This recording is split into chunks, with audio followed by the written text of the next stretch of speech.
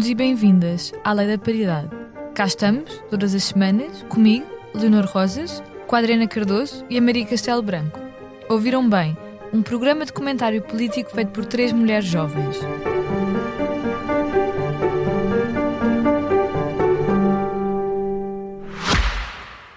Olá, eu sou a Cátia Mateus e este é O Céu é o Limite, um podcast onde os líderes das empresas portuguesas conversam sobre o seu percurso profissional, os altos e baixos que enfrentaram ao longo do caminho, as ideias mais ousadas, mas também os erros e fracassos, sempre com uma boa dose de gargalhadas pelo caminho. Junte-se a mim nestas conversas, ouça O Céu é o Limite em expresso.pt ou na sua app de podcasts preferida e deixe-se inspirar.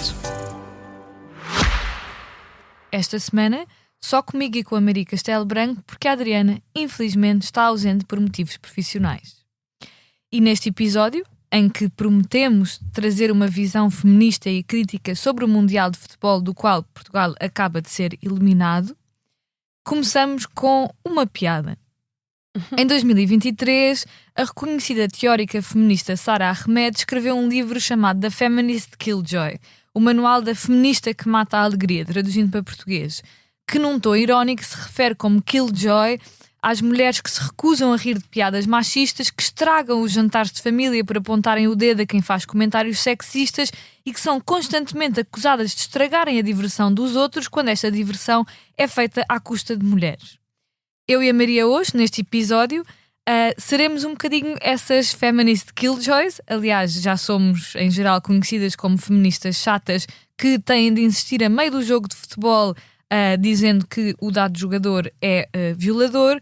Vamos olhar para uma das competições mais vistas do mundo e vamos ter de chatear a sala, neste caso a sala dos nossos ouvintes e das nossas ouvintes, dizendo que entre os vossos jogadores preferidos se contam violadores, agressores, abusadores e, no meio de tudo isto, todos os outros que protegem e os que fundamentalmente não se importam em idolatrar pessoas acusadas de crimes de natureza sexual.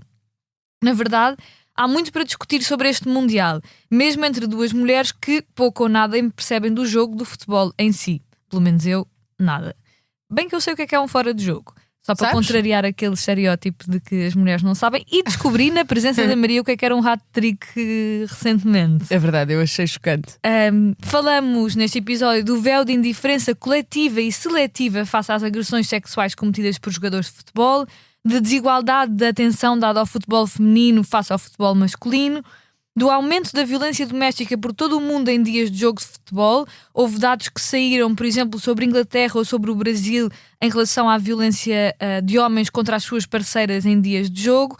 Da ideia profundamente machista que só recentemente se tem vindo a quebrar em Portugal com algumas vozes, como por exemplo a Sofia Oliveira, que teve no nosso espetáculo do Porto, de que só homens podem comentar e perceber sobre futebol.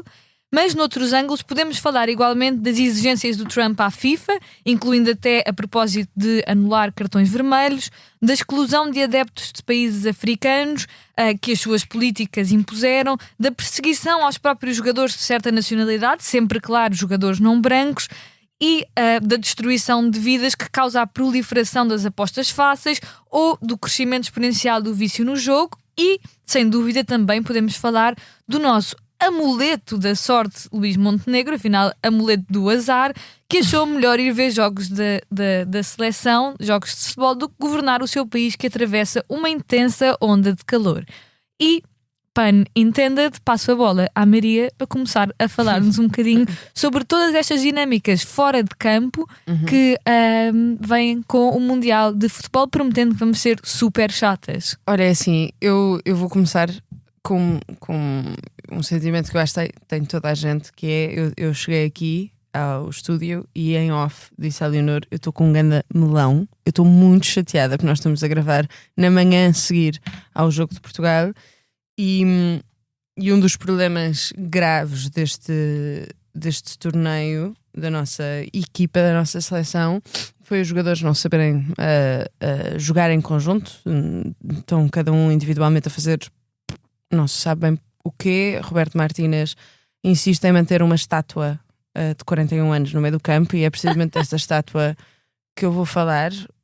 Não se percebe como é que Gonçalo Ramos, que tem das melhores stats de assistência e golo a cada 34 minutos desde 1966, não se percebe como é que ele não entra.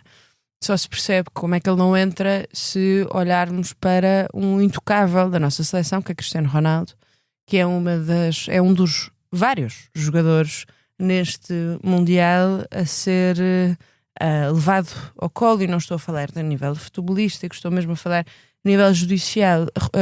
Cristiano Ronaldo admitiu ter abusado sexualmente de uma mulher. O caso é mais ou menos como envolveram-se sexualmente de uma forma consensual. Ela disse que sim. A meio da relação, ele quis fazer sexo anal e ela disse que não, e ele mesmo assim fez. Isto é admitido por Cristiano Ronaldo. Eu não percebo como é que... A propósito disto, há uma série muito interessante que eu vou recomendar no final, portanto fiquem a ouvir até ao final. Já estou tipo aqueles influencers que ficam a ver o vídeo. Mas eu não percebo como é que há uma tolerância tão grande face a estes jogadores com crimes tão graves como estes. E na não verdade, é só... se eu puder só aqui dizer, para complementar Diz. o que tu estavas a dizer sobre o Cristiano Ronaldo, até citando, isto é uma citação um bocadinho, fica aqui um aviso, uma citação dele que foi um leak do Der Spiegel em 2018, em que ele teria dito, citando, e podem ver, isto está no jornal Sol: penetrei-a por trás, foi um comportamento grosseiro, não mudámos de posição, foram 5 ou 7 minutos, ela disse que não queria, mas mostrou-se disponível, ela continuava a dizer não, não faças isso, não sou como as outras. Depois pedi desculpa. É assim, pois, é surreal.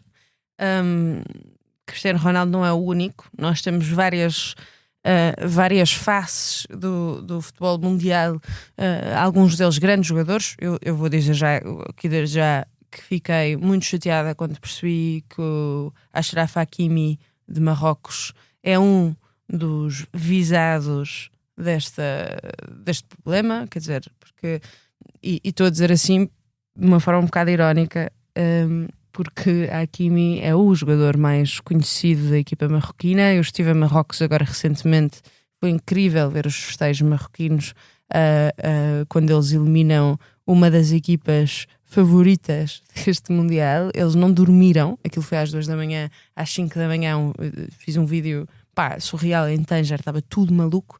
Mas eu até teria uma equipa para torcer. Eu torceria por Marrocos agora. Não consigo torcer por Marrocos porque Hakimi é um dos vários jogadores acusados de violação e de harassment sexual, se tu quiseres. Mas não é o único. Nós temos Achraf Hakimi com uma acusação de violação em França. Temos Ryan Mendes de Cabo Verde, que é o capitão da equipa, com uma investigação ativa na Nova Zelândia depois de uma alegação de violação por uma mulher brasileira que fez esta alegação durante a competição. Ainda não está charged, portanto ainda não tem uma acusação formal. Depois tens 2 jogadores do Japão que foram investigados em 2024. O Sano foi preso e depois foi liberto sem qualquer acusação. O Ito foi dropped, ou seja, caiu o caso por investigação insuficiente. Na Argentina tens outro jogador que foi acusado por sexual assault em 2023 e depois em 2024 teve provas contraditórias, e o Tiago Almada, que foi investigado e não foi acusado. Depois tens um que eu gostava de falar, que é um jogador do Ghana, que tiveste um comportamento inacreditável da parte de um jogador inglês, que foi o único, quando tu dizias, dos seus colegas que deixam isto passar. Thomas Partey tem 5 possíveis violações e uma de sexual assault em Inglaterra, e depois tem rape charges que foram adicionados em fevereiro de 2026. O Canadá não lhe permitiu ter um visto, os Estados Unidos deixaram-no jogar. E há um jogador inglês, que é o Jed Spence, do Tottenham, que recusou apertar-lhe a mão durante o jogo de Inglaterra contra o Ghana. Isto foi inacreditável. Foi o único jogador. foi o único jogador que recusou a dar a mão, a apertar a mão a este jogador do Ghana, e eu queria deixar aqui claro que há estes momentos de sportsmanship de uma forma boa. Ou seja, este gajo, desculpem, eu ainda estou no jogo de futebol de ontem, mas este jogador recusou-se, isto foi para as redes sociais, ele depois não fez nenhuma declaração, mas isto sim é um homem a sério, e estes homens que estão a jogar têm de perceber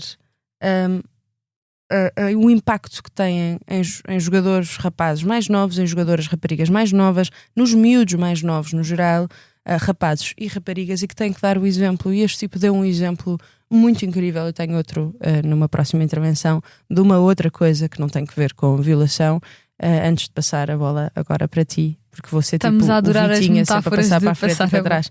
Aliás, eu para o não lado, percebo. ele só passa para o lado. Eu só sei que o Vitinha parece uma pessoa de quem a Adriana gosta muito. Sabes como o pai fez essa piada sem saber que essa piada existia? A Adriana vai-se passar quando ouvir isto. Eu gostava de acrescentar algumas coisas a isto do Ronaldo. E em geral acho que a Maria cobriu bem as várias acusações que pesam sobre vários jogadores de futebol, e começo por conversar um bocadinho o que eu acho que é a brutalidade de uma espécie de véu de indiferença coletiva que recai sobre muitas destas super estrelas acusadas de violação. Claro que podemos dizer, e ouve-se muitas vezes as pessoas falarem no caso do Ronaldo, a rapariga, a mulher que o acusou, acabou por aceitar uma compensação financeira. Ele de facto não foi condenado, mas ele próprio confessou o que fez. Ele confessou ter penetrado por trás, ter feito sexo anal não consensual com esta mulher que lhe pedia constantemente para dizer que não. E ele no fim pediu desculpa. Portanto, ele estava consciente de que a estava a violar, tanto que no fim pediu desculpa porque sabia que o que tinha feito estava errado.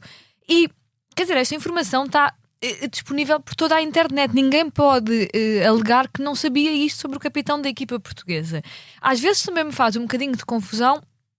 Eu não percebo nada de futebol, ou seja, não percebo nada sobre se o Cristiano Ronaldo é bom ou mau jogador, ou se já não é capaz.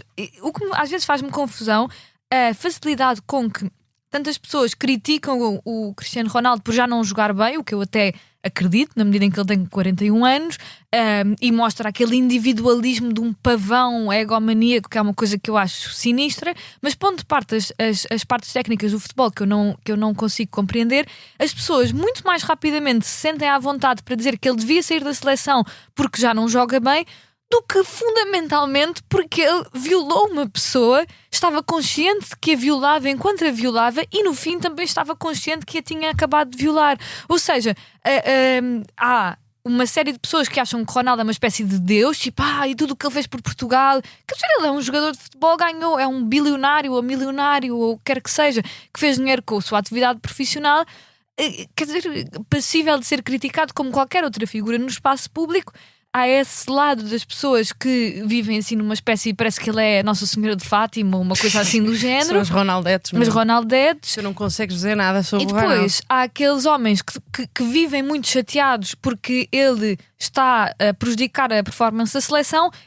E para quem a violação é uma espécie de nota de rodapé. Sim, porque só querem saber do jogo, não é? Exatamente, só querem saber do jogo. Mas eu percebo, só uma coisa, eu percebo só querer saber do jogo no sentido em que quando o jogo está a correr, tu mais facilmente vais criticar, eu percebo, pela performance individual e coletiva dos jogadores, claro, do que pela sua vida pessoal. Claro que sim, o problema é no geral, não conseguires dizer nada de mal sobre o Ronaldo até mais ou menos há 4 ou 5 anos, quando ele começou a jogar de uma forma mais criticável, se tu quiseres, porque ele tem um grande lastro, é um grande atleta. Tipo, claro, o melhor, eu acho que ele é dos melhores atletas do mundo, se não o melhor atleta do mundo, o melhor jogador de futebol. Não acredito, não, mas também não vou entrar nessa coisa, mas foi um dos melhores, a par com outros 5, e portanto tem um lastro inacreditável, fez imenso para a história do futebol, mas parece para a história que do futebol português. Mas só interessante falar ou importante falar sobre a violação, eu acho que é isso, quando ele piora a sua performance desportiva. Pronto, não é? É isso. O que diz muito sobre. Claro que. Mas quantas vezes tu não ouves também os homens a dizer assim? Mas não é só os homens, há mulheres também a dizer assim, sim, mas aquele, por exemplo, tem suspeitas de violência doméstica ou de violação, e eles dizem assim, mas ele é tão Não estou nada a ver. Não, É tão bom profissional. Está Então bem, mas como ele é a ótimo a fazer não sei o quê. Carta das mulheres que não tinham sido assediadas pelo outro. Tipo, Exato. eu também não fui violada pelo Cristiano Ronaldo. Isso não significa que ele não possa ter violado aquela Uma pessoa. ou Exato. outras pessoas, não é? É surreal. Enfim, e dizer que acho que há uma grande assim, chamada a expressão de cherry picking, não é? De escolher os violadores sobre quem nos apetece falar. Exato. Quando na verdade, quer dizer, não interessa se ele é o capitão da seleção de Portugal, se ele é o presidente de Portugal, se ele é o presidente do mundo, se ele violou uma mulher, a perspectiva sobre ele devia ser igual a de todos os outros violadores, que é uma pessoa que não merece atenção pública e não merece sobretudo esta idolatria que existe à volta dele. E antes de trazer alguns comentários sobre racismo e dinâmicas pós-coloniais que eu acho também são interessantes falar, passo para ti, Maria, para uma segunda parte. Sobre uma segunda parte sobre. Olha, eu acho que o futebol, eu gosto de futebol, estou a gostar muito de acompanhar este Mundial. Há aqui umas coisas, no entanto, que é preciso. E eu aqui acho que. Lembras-te, eu estava a dizer que havia um jogador, outro. Para além do jogador inglês que se recusou a apertar a mão ao jogador do Ghana porque ele está a ser investigado por acusações gravíssimas de violação, há também um jogador que também joga em Inglaterra, surprisingly, que é o Jeremy Doku, que é o extremo belga. Ele joga no Manchester City, e ele faltou 2 dias à concentração da Bélgica, ou seja, incluindo o empate que eles tiveram com o Irão. Embora nesse jogo ele também tivesse com uma doença respiratória, mas ele faltou porque teve que ir a Londres assistir ao nascimento do seu primeiro filho com a mulher. E a Federação Belga, eu acho isto inacreditável. Eu fiquei mesmo comovida com isto. A Federação Belga, isto é groundbreaking no futebol, porque o futebol ainda tem, apesar das sociedades, se tu quiseres, as sociedades têm avançado um bocadinho para lá de alguns ecos ainda machistas, estão todos eles concentrados no futebol maioritariamente. Mais do que até, creio eu, noutros desportos, se tu quiseres, como o rugby, etc. Eu acho que o futebol ainda tem ainda mais ecos machistas do que os outros desportos, que também são concentrados na atividade masculina, maioritariamente. Mas a Federação Belga de Futebol publicou uma coisa sobre este jogador, a dizer, quando anunciaram o regresso dele, a dizer: de volta depois da assistência mais importante da tua vida. Sendo que ele assiste também no jogo, ou seja, faz assistências à marcação. Ele próprio, o Doku, tinha usado esta expressão, e eu acho isto incrível. Acho incrível ele ter faltado. Acho um exemplo incrível aos jogadores mais novos, aos rapazes mais novos, às mulheres também, para não aceitarem nada menos do que, era das coisas mais importantes da vida dele. Era o nascimento do filho. Mais importante ainda do que a carreira dele era ele estar ao lado da sua mulher quando nasce o primeiro filho. E isto ainda gerou uma polémica pior, com uma apresentadora francesa que num debate televisivo disse que o nascimento de um filho é um momento nojento em que o pai não serve para nada, em que ele tem um papel de figurante e que a parteira podia muito bem substituir esse acompanhamento, que eu achei assim horroroso. Principalmente vindo de uma mulher, percebes? E isto eu também acho que é importante nós falarmos do machismo internalizado que as mulheres sofrem. Também há muita coisa escrita sobre isso, muitíssimo interessante. Há um filme também francês sobre esse problema por causa de uma ministra da cultura francesa que internalizou muito machismo. Mas eu queria, isto só para não estarmos só a falar mal, há exemplos muito incríveis de jogadores, muito poucos, na verdade, mas que têm falado de racismo, por exemplo. Eu passo a bola para ti nesse aspecto, que têm falado de racismo, que têm falado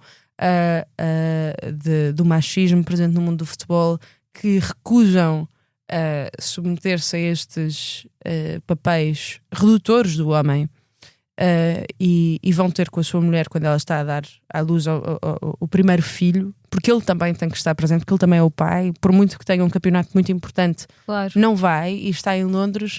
E a Federação Belga apoiou isso, apesar de ter sido muito escrutinado nas redes sociais. E evidentemente houve muitos fãs que ficaram completamente passados. Eu acho que o futebol também é importante para isto, e ainda bem que há certos jogadores que têm essa mundividência, nomeadamente o meu jogador preferido neste Mundial até agora, que é o Mbappé. Não é só por causa da posição política, mas também pela posição política, mas porque tem feito... Que tem tido posições interessantes no combate à extrema-direita em posições França. interessantíssimas também no jogo. Ele tem sido incrível. Ele e o Olisse, esquece. Eu estou-me a passar a ver França, e o Mbappé, tipo... eu amo. E tem tido... E é ótimo também porque a equipa de futebol, a seleção francesa, irrita imenso a extrema-direita. Eu adoro, sempre irritou. Mas tens a extrema-direita francesa a dizer que eles não são franceses e tal, porque não são brancos. E o Mbappé, eu estou a amar o combate que o Mbappé está a fazer politicamente à extrema-direita francesa. E esses jogadores merecem que nós falemos deles, porque são jogadores que percebem o impacto que têm a nível social mesmo, que não são só jogadores de futebol, porque são estrelas mundiais. E têm uma responsabilidade muito grande em mãos. Vamos, Mbappé. Eu estou a torcer por França, desculpa. Eu também acho que estou. Também acho que estou. Estou mesmo. E eu não gosto de torcer por favoritos, tipo, mas imagina. Já, o Brasil e Cabo Verde já foram. Portanto. Pois é, estava a torcer por Cabo Verde. Mas pegando aqui no teu fio da extrema-direita e do racismo, algumas coisas que eu acho que são importantes de salientar, sendo que este Mundial está a acontecer nos Estados Unidos de Donald Trump, não só, mas também. E que faz sentido também falar sobre a exclusão e o difícil acesso que alguns jogadores, particularmente não brancos, africanos, vindos de países árabes ou muçulmanos, tiveram para chegar aos Estados Unidos e até depois da sua chegada aos Estados Unidos. Por exemplo, a equipa do Senegal, ao chegar aos Estados Unidos, foi obrigada a descalçar-se e a passar por horas de revista, o que foi completamente aleatório e não foi feito a outras equipas, especialmente as vindas da Europa. Ou, por exemplo, Omar Artan, não sei se é assim que se diz o nome dele, considerado em 2025 o melhor árbitro da África, teve o seu passaporte negado para entrar nos Estados Unidos para este Mundial. A seleção do Uzbequistão, por exemplo, ao chegar foi revistada com cães e com um grupo de polícia para perceber se tinham drogas ou armas, o que não aconteceu com outras seleções, particularmente, sublinhando outra vez, sobretudo com seleções europeias. Por exemplo, Embolou, um jogador suíço negro, teve o seu visto inicialmente negado sem nenhuma explicação plausível e julgo que ele até faltou a um dos primeiros jogos por causa disso, tendo depois entrado em revisão e tendo conseguido entrar nos Estados Unidos. E já agora a seleção iraniana, que foi forçada a um tratamento completamente desigual, impedidos de pisar o solo dos Estados Unidos, ou seja, muitas vezes tinham de viajar de autocarro até ao México, ou de avião até ao México porque não podiam pernoitar em solo americano, o que naturalmente fazia com que eles estivessem em desvantagem, não conseguiam descansar a seguir ao jogo, não é? O capitão iraniano a falar é disso. Super óbvio até para quem não percebe nada do assunto. E isto são só alguns exemplos. Quanto mais as prováveis centenas ou milhares de adeptos destes países africanos ou de maioria muçulmana que não puderam entrar, que tiveram os seus vistos negados, até mesmo o caso da mãe do vozinha que tinha de pagar uma quantia gigantesca de dinheiro para conseguir entrar para poder ver o seu filho no Mundial, são alguns exemplos. E eu acho que há muitas questões interessantes geopolíticas a debater sobre este Mundial, até porque ele está a acontecer num país em que a perseguição aos migrantes não para de aumentar, o racismo não para de aumentar. E já agora vou só terminar esta intervenção com uma coisa muito que eu achei muito bonita da parte da DRC, da República Democrática do Congo, que competiu, entretanto já foi eliminada, e que tem um adepto que se chama Michel Mbolandinga, que é aliás mais conhecido como Lumumba Via, que é um homem congolês que viaja, que ganhou maior atenção durante a Taça das Nações Africanas de 2025, que chamou a atenção da imprensa mundial, porque fica todos os 90 minutos do jogo durante os 90 minutos do jogo da seleção da República Democrática do Congo numa posição e com trajes e com óculos iguais aos de Patrice Lumumba. E muitas vezes põe até, tapa a boca e aponta um gesto de uma arma à cabeça, exatamente a falar referindo-se à forma como Patrice Lumumba, que foi o primeiro primeiro-ministro da República Democrática do Congo, foi assassinado, e foi assassinado, sabe-se hoje, com o aval da Bélgica e dos Estados Unidos. E ele já explicou isto ao Wall Street Journal, que tal como Lumumba sacrificou a vida pelo nosso país, o meu sacrifício é um pequeno preço a pagar, tendo em conta o quanto me preocupo com esta equipa. Ou seja, ele passa aos 90 minutos imóveis a imitar um gesto com a mão levantada muito parecido do que o Patrice Lumumba fazia. E eu acho que não deixa de ser muito interessante, porque, bem, eu também estudo o colonialismo belga, portanto isto a mim diz muito. Patrice Lumumba foi o primeiro líder foi o líder da independência da República Democrática do Congo.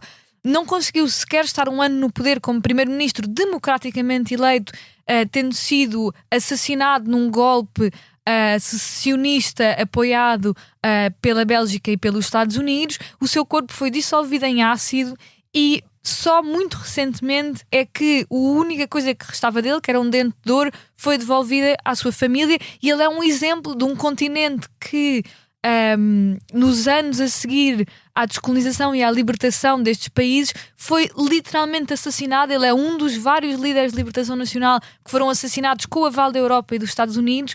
E não deixei de... eu estava um bocado a torcer pela DRC, e especialmente por ter este adepto tão incrível que lembra Patrice Lumumba. E Maria, passo para ti para falares também um bocadinho sobre estas questões de racismo e questões geopolíticas do Mundial em terras de Trump. Olha, é assim, eu vou começar com o racismo só com uma estatística que é muito reveladora também por isso é que eu gosto de futebol, porque também é mesmo muito político, apesar de alguns adeptos fervorosos do jogo dizerem que quando nós politizamos depois desvirtuamos o jogo, mas eu acho pelo contrário. A FIFA registou 89 mil publicações online só na fase de grupos que são injuriosas, portanto que são com insultos, e 11% eram de motivação racial, pelo menos, e isto significa mais 33% do que em 2022. Em 4 anos tu aumentas 33% o teu ódio motivado por questões raciais. Houve um jogo muito interessante do ponto de vista político, também por questões ex-coloniais e coloniais ainda, de algum racismo que ainda existe na Holanda, em particular com a população marroquina. Houve muitos marroquinos online, marroquinos ou descendentes de marroquinos, agora holandeses de primeira ou segunda, inclusivamente segunda geração, a dizerem que a forma como os jogadores holandeses trataram os jogadores marroquinos, sendo que a Holanda foi eliminada por Marrocos, que foi incrível. Pá, é que é isso. É que eu não Fiquei feliz. Eu meio que não estou a torcer por Marrocos por causa do Hakimi. Mas o meu problema com o Marrocos também é o Saara Ocidental. Então fico tipo, é uma nação que se libertou do colonialismo, mas ao mesmo tempo é uma nação que subjuga outro povo dentro do seu território.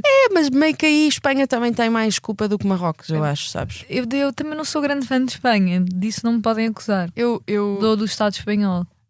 Pois, eu gosto de Espanha, na verdade. Eu já te disse o que é que eu acho que nós... Eu estou a gostar muito da perspectiva de Mundial 2030, porque vai ser Espanha, Portugal e Marrocos, e eu acho que nós podíamos ser um só. Mas eu quero que eles nos anexem, sabes? Tipo, eu já disse isto.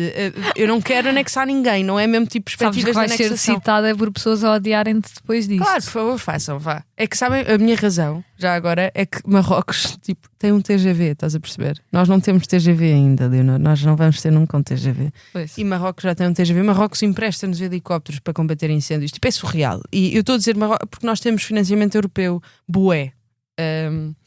Enfim, eu gosto mesmo de Marrocos, do povo marroquino, são incríveis, e dos espanhóis também. Eu gostava de ser espanhola às vezes, mas talvez o jogo de ontem preferia bué. Depois da eliminação da Holanda pela equipa marroquina, tu tiveste inclusivamente jogadores holandeses a serem insultados depois das grandes penalidades, foram alvos de insultos raciais. A Federação Holandesa apresentou uma queixa formal, inclusivamente.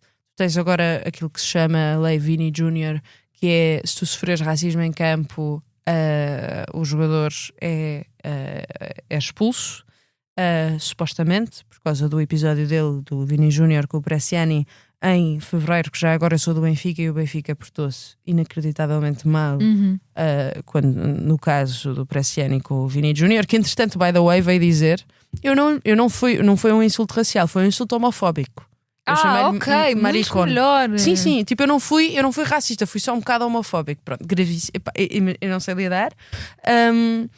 Há uma questão, no entanto, interessante. Eu não sei como é que estamos de tempo, mas cala-me quando for preciso. Eu calo. Há um dos melhores. Há 2 jogadores que estão a ser inacreditáveis para a Inglaterra e que carregaram a Inglaterra às costas no estádio Azteca, ou seja, a 10 mil metros do chão, já agora de altitude, contra o México, onde o México jogou inacreditavelmente bem. E tiveste por 2 jogadores, na minha perspectiva, que safaram o jogo, foi Harry Kane e Jude Bellingham. Jude Bellingham é um jogador negro que tiveste fãs ingleses a dizer que o Jude Bellingham não devia sequer ser convocado. O Jude Bellingham é dos melhores jogadores que tu tens em Inglaterra, e se tu fores perceber mesmo porquê, Inglaterra tem um histórico nojento de ódio a jogadores negros que são bons tecnicamente e que são bons a jogar futebol, são sempre alvo de ódio racial. Aliás, mais do que noutras seleções, tu vires mais do que em Portugal, mais do que em Espanha, em França não tenho bem a certeza, mas em Inglaterra é inacreditável como o Jude Bellingham é o melhor jogador que eles têm em campo depois do Harry Kane. Eu, aliás, acho que eu prefiro o Bellingham ao Harry Kane, e mesmo assim, por causa da cor de pele de Jude Bellingham e porque ele é tão bom, a Inglaterra tem um problema muito grande com ele, também porque ele abandonou a Premier League. Mas não é só por isso, porque antes da Premier League o Jude Bellingham também recebia um ódio horrível e tem carregado a Inglaterra às costas. E nisto eu queria só acabar a dizer uma coisa: nós sempre que vemos, se tu ouvires, e eu acho que é bom as pessoas que nos estão a ouvir fazerem um call out a isto, sempre que nós ouvimos pessoas que percebem de futebol a falar, e com isto nada estou a falar da expertise que têm ou não a comentar futebol, mas é engraçado como existe um racismo estrutural que permeia o comentário não só televisivo, mas também em casa, das pessoas que veem futebol. E eu própria às vezes tenho que contrariar isto, porque é uma coisa que se educa em nós próprios também. É o facto de, se tu vires um jogador africano ou de origem africana, ou negro, a jogar futebol, aquilo que é normalmente ressalvado no jogo desse jogador é a força, é a velocidade, é a emoção com que ele joga, é porque tem uma grande fisicalidade, não descurando que haja muitos jogadores negros que tenham, e que isso também não seja pode-se dizer isso, claro que sim. O problema é o contraste. Os jogadores europeus, particularmente os europeus brancos, o que tu destacas não é isso, mesmo que também eles tenham isso, é normalmente a técnica, é a leitura do jogo que eles têm, a inteligência na leitura do jogo, a frieza com que eles jogam. E portanto é esta coisa da beast versus culture, não é? A coisa de a besta que vai jogar com muita emoção, com muita força, com muita fisicalidade, versus o apurado que vai jogar com mais inteligência, com mais frieza, que tem uma leitura inacreditável, etc, etc. Isto não quer dizer que não haja pessoas a quem isto de facto encaixa, mas o problema é o padrão que tu tens, e existem já vários estudos sobre isso. O padrão de adjetivação dos jogadores negros versus os jogadores brancos demonstra de facto um racismo estrutural na própria análise do jogo. Acho que nunca tinha pensado nisso também, porque não costumo ouvir comentário desportivo. Só 2, 3 coisas que eu gostava de acrescentar muito rápido. Em primeiro lugar, quando tiverem a ver jogos de futebol, sejam aquelas pessoas que dizem aos vossos amigos que não podem usar insultos raciais contra jogadores. Não é ok, não é aceitável. Nem homofóbicos, está bem? Tipo aquela cena, gonna be. Aliás, podíamos ter toda outra conversa sobre como entre centenas e centenas de jogadores não há um único que seja assumidamente homossexual, porque é um meio brutalmente homofóbico. Há um na Liga Inglesa que também, pronto, enfim, sofreu bué. Imagino. Não é ok e não é aceitável. Não é aceitável não só vocês dizerem aos vossos amigos, como não é aceitável vocês ouvirem e não repreenderem a pessoa que faça isso. Não é ok, critiquem-nos por jogar mal, por não acertar na baliza. Eu quero que os jogadores façam mal, agora não sei. Nunca um insulto racial. Em segundo lugar, contrariar esta ideia de que quando vemos um jogador não branco a jogar por uma seleção europeia, queremos logo saber de onde é que ele é. Esta ideia muito comum de que se ele é negro ou é árabe, ele não é logo não é francês, não é espanhol, não é português, e esta coisa de onde é que ele é. Bem, se ele está a jogar pelaquela seleção, ele é francês, ou ele é holandês, ou ele é outra coisa qualquer. Ou seja, contrariar esta ideia que está muito viva, e que é muito problemática, de que o não branco é um intruso no corpo da nação europeia. E finalmente terminar só por dizer que este Mundial de Futebol está acontecendo nos Estados Unidos. Não deixa de haver uma comparação engraçada para fazer com os Jogos Olímpicos. Engraçada, não tem graça nenhuma. Com os Jogos Olímpicos de Verão de 1936, que aconteceram em Berlim, na Alemanha, já antes da Segunda Guerra Mundial, mas já na Alemanha governada pelo partido nazi, por Hitler, e que funcionou como uma enorme arma de propaganda do regime. E não esquecer que este Mundial, que distrai de outras coisas, está a acontecer num país que está a ser governado por o que, na minha opinião, é um fascista, de um homem de extrema-direita radical, que ataca arbitrariamente outros países e líderes soberanos, que apoia um genocídio em Gaza, que persegue e assassina brutalmente migrantes através do ICE. E eu acho que isso é uma coisa a ser... Sobre isso, deixas-me só dizer uma coisa também sobre os Jogos Olímpicos. Só dizer isto. Não, sobre os Jogos Olímpicos, tu disseste e eu agora lembrei-me. Existe nos Jogos Olímpicos gregos, nos originais, uma espécie de trégua olímpica grega, e pediu-se à FIFA uma trégua do ICE, ou seja, a imagem desta trégua olímpica grega, por causa da comitiva iraniana, que recebeu só o visto 10 dias antes do jogo, como tu dizias, e tu descreveste bem as condições inacreditáveis em que estava a comitiva iraniana e os jogadores iranianos. Por causa disto, existe um Mundial em 1966 que vale a pena relembrar, porque o Mundial aconteceu em Inglaterra e... se nós nos lembramos, foi nessa altura estava a acontecer a guerra, tinha acontecido há pouco tempo, estava a acontecer a Guerra Fria, e estávamos no meio de uma grande crise entre a Coreia do Norte e a Coreia do Sul, e a Coreia do Norte consegue classificar-se para o Mundial, e Inglaterra não quer deixar norte-coreanos entrarem em solo inglês, porque não quer estragar, não quer desagradar aos americanos, e também não quer estragar as relações com os coreanos, sul-coreanos. E a FIFA, que na altura ainda não era tão corrupta como é hoje em dia, corrupta moral e economicamente, fez uma espécie de ultimato ao governo inglês e disse, e o gajo que fez era um tipo inglês também, portanto ao próprio governo, se tu quiseres, que disse que se eles não deixassem uma equipa que se classificou para um Mundial, portanto para um desporto em que quem manda é a FIFA, neste caso, se o governo inglês não deixasse que os norte-coreanos entrassem, então a FIFA não iria realizar os jogos em Inglaterra. E isto significaria, eu acho que eles falam particularmente da final, e isto significaria que a Inglaterra perderia imenso dinheiro, não só por causa dos jogos, mas também em promoção do próprio país, em turismo a seguir, porque limpa a imagem em relação a uma data de coisas, Exato. etc., como tu dizes. E, portanto, a Inglaterra foi forçada pela FIFA a deixar entrar e a deixar jogar os jogadores norte-coreanos, que foram, entretanto, adotados, porque como eles não tinham pessoas a vê-los nos estádios, foram adotados por uma cidadezinha inglesa que fez da seleção norte-coreana a sua. E foi muito engraçada, é uma história muito engraçada. Acontece que nós, Portugal, chegamos a jogar com a Coreia do Norte e eliminamos a Coreia do Norte. Foi o Mundial onde nós chegámos mais longe, aliás, mas isto só para mostrar como a FIFA não tem que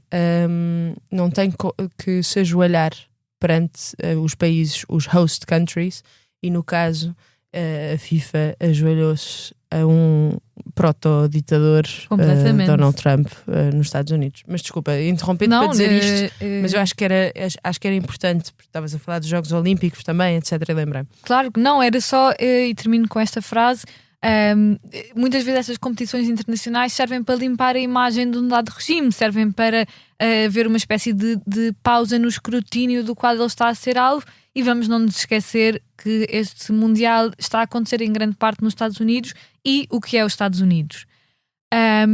E, sendo assim, passamos às nossas recomendações, porque apesar de sermos só duas, somos sempre muito conversadoras. E Maria, pergunto-te o que é que recomendas. Já fizeste um bocadinho de teasing no início, O que é que recomendas a quem nos ouve? Deixa-me só antes de recomendar, dizer só mais uma coisa. O Donald Trump, apesar deste Mundial servir também para limpar a imagem dos Estados Unidos,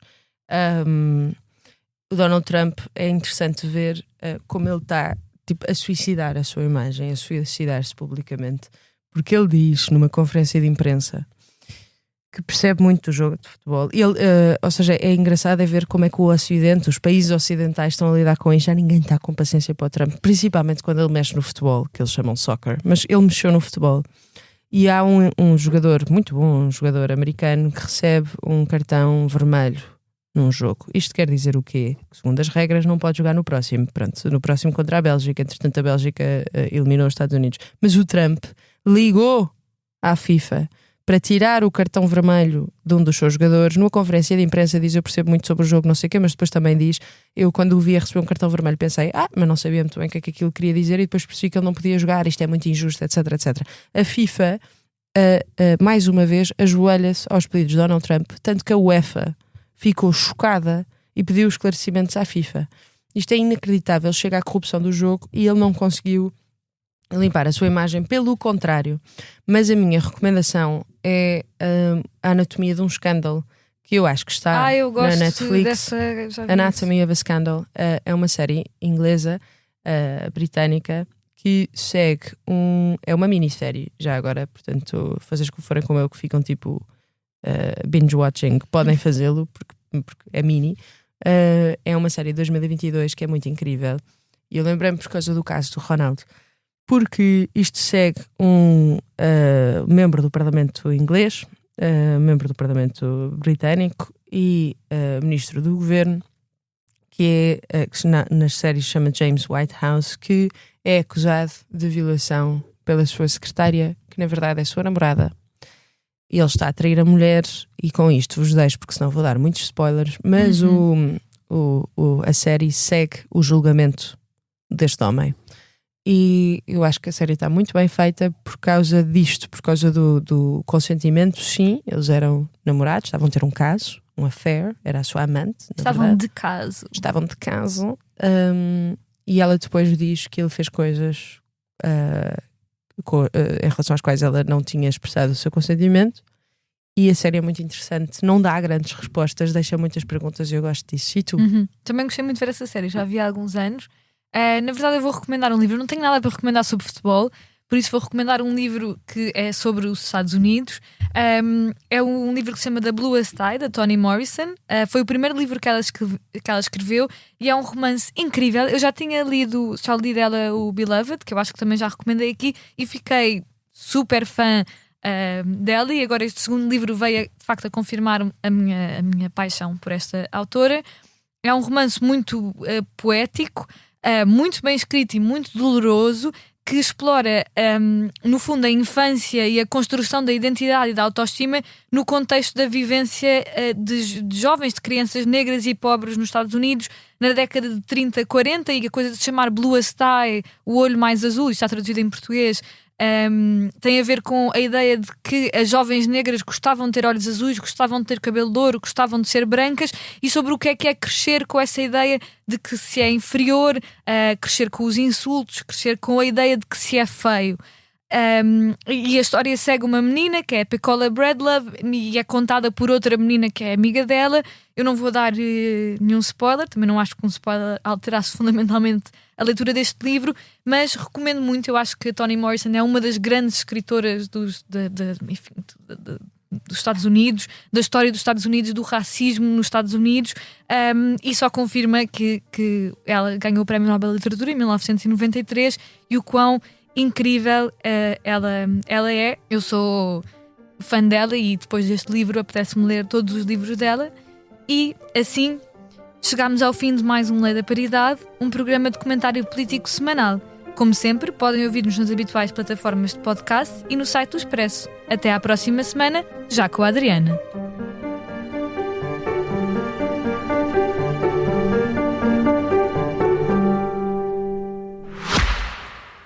Olá, eu sou a Cátia Mateus e este é O Céu é o Limite, um podcast onde os líderes das empresas portuguesas conversam sobre o seu percurso profissional, os altos e baixos que enfrentaram ao longo do caminho, as ideias mais ousadas, mas também os erros e fracassos, sempre com uma boa dose de gargalhadas pelo caminho. Junte-se a mim nestas conversas, ouça O Céu é o Limite em expresso.pt ou na sua app de podcasts preferida e deixe-se inspirar.